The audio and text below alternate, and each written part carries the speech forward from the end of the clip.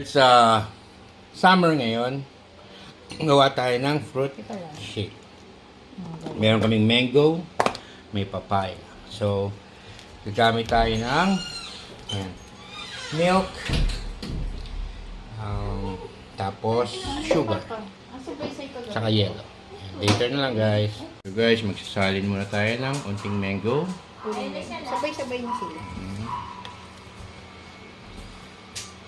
So, gawa tayo good for 3 orders. Mga gandito ang gagawin namin. So, nilagay namin sa freezer kaya kinukutsara.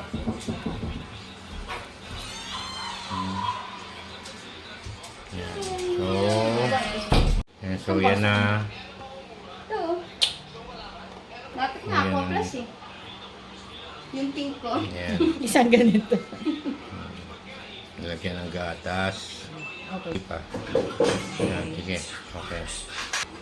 Yan, so, dalawang scoop lang. Sakilati muna, mama, sobrang tamis. Hindi, dalawa. Kasi yan.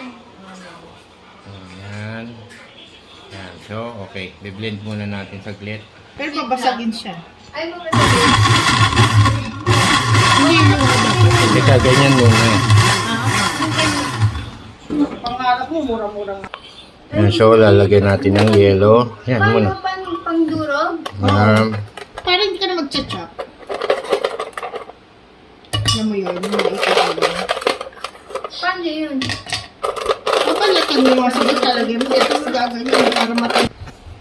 Yan. Sobrang flow. Ano yun?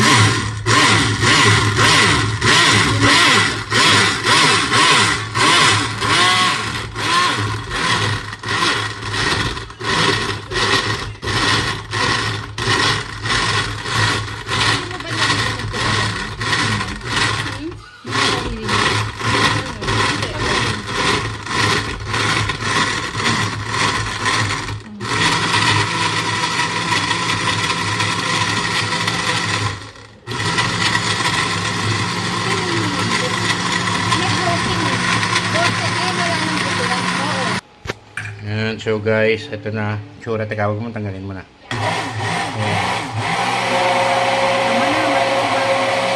Okay. Pag sobrang shake. Yan, so guys, natapos na yung mango. Punta naman tayo kay papaya. Papaya!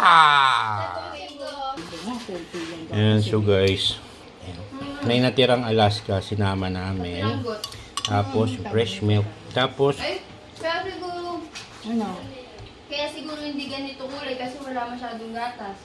Puso. Dilaw na dilaw. Yung sa atin, Oo. sa